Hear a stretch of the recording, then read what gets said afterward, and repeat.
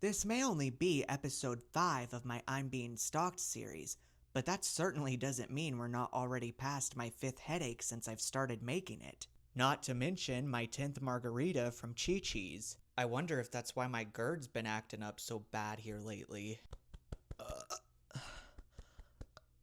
Although, that may actually just be from that really bad Thai place that I've been going to every day. You know, the one that gives me the runs really bad every time I eat it. Yup, that was most definitely the Thai place. I can still taste it as it runs up my esophagus. God damn that Thai place. Tears me up every time. I call this chapter the filler fiasco. So let's get into it. Now he went for my physical appearance, saying that I get lip fillers.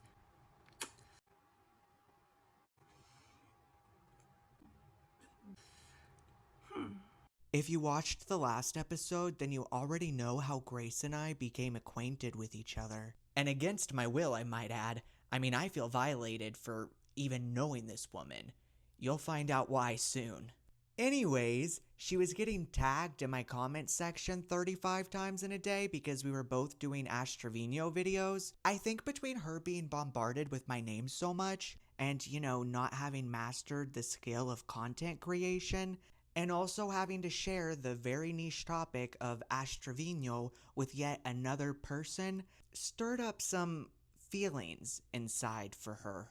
Grace was suddenly in a state of shock. There was a lot at stake here. 10,000 views. Some pretty big stakes. Feelings were bubbling to the surface from deep within. There were only so many views to go around. Ash Trevino. And you know what? I kind of feel for her. She needed that 10,000 views real bad. It makes me want a hot dog real bad. Yeah, okay. Now I understand being overwhelmed by the first one. I know I was too. You see somebody's name getting spammed in your mentions or comments and all you can think is, who is this person and why do I keep seeing them? Whenever I was hosting one of my very first ever panels here on TikTok, somebody came into my room and asked me the question, are there any creators that you don't support on here? Now keep in mind, I am on the spectrum and very bad with social cues, but I definitely was getting the feeling that she did not like me. And while it may have been extremely naive of me to take the bait and feed into this gossip narrative, I did so because I was new and also because that was the side of TikTok we were on. The Cheesema side of TikTok. Everybody gossiped about everybody. It was not at all uncommon for people to host these types of streams and answer these types of questions. So I did what anybody would have done in this situation and I spilled the tea, sis. Sue me. And I guess the tea was a little too hot for Grace to handle. All I said was, look, there's this other creator in the community, and her name is Grace, and I don't really support her a lick, to be honest with you, because she gets tagged in my videos all frickin' day, and she's never even so much as acknowledged me once. And also, I clicked on her profile and watched about 30 seconds of one of her videos and had to click off of it because it was just so bad that it couldn't hold my attention for shit.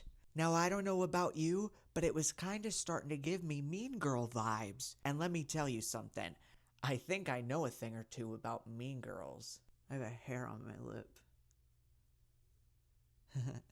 But I was totally willing to admit that this could just be my Asperger's and me being really bad with social cues and that there could have been a misunderstanding possibly, and I would love to clear it up if there was. So Grace ends up taking the clip where I say that I don't support her on my live stream and posts it to her page. And she conveniently left out the part where I said that I would love to be wrong about my initial impressions of her, and that it very well could have been a me thing. Then Grace ends up blocking me before we even got a chance to have a conversation about it. Now, as Grace and her community began to come after me, everybody started making the claim that Grace didn't like the drama. So let me ask you this. If there was a creator who supposedly didn't want any drama with you and certainly wasn't interested in pursuing a back and forth internet beef with me for clout, do you really think that she would have posted as many videos about me as she did? Everybody kept being like, oh my god, Grace doesn't want you to talk about her anymore. Well, how the hell am I supposed to know that when every other video on her page is of me? I mean, come on. I'm not a freaking mind reader here. And what? So she wants to be the only one who gets to talk?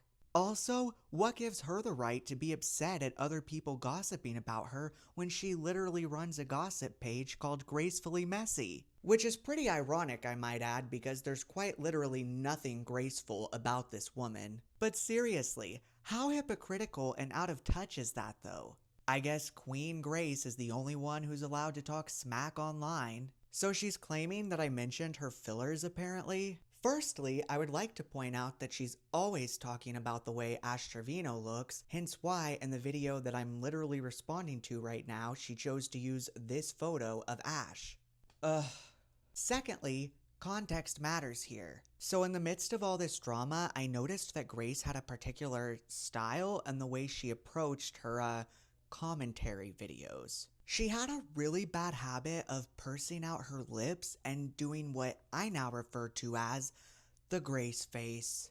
Get ready, because now I'm about to give you a step-by-step tutorial on how to pull it off. And pretty soon, you'll be making your very own variations of the Grace face. Okay, so here's what you're going to need in order to pull off the Grace face. You're gonna want to look around your house to find anything you can in order to attempt to increase the size of your lips. This could range from anything such as a nice lip liner or a good lip plumper. Do not overcomplicate things here, okay?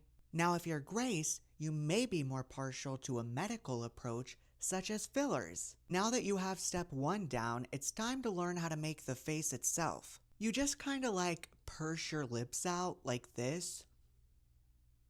Now, if you're feeling really creative, you could even hit them with one of these.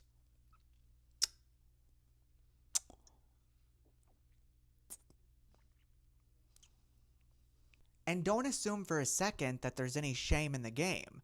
I am all for my body, my choice. When you assume, you make an ass out of you and me. So I think that Grace was doing this face for a few reasons. One, because it's a hell of a lot easier to sit there and make a face than it is to actually come up with an original commentary. Two, the more faces she pulls, the longer the video becomes. Remember, the video has to be at least a minute long in order to collect ad revenue from it. The third reason I think she does this face is as part of a manipulation tactic.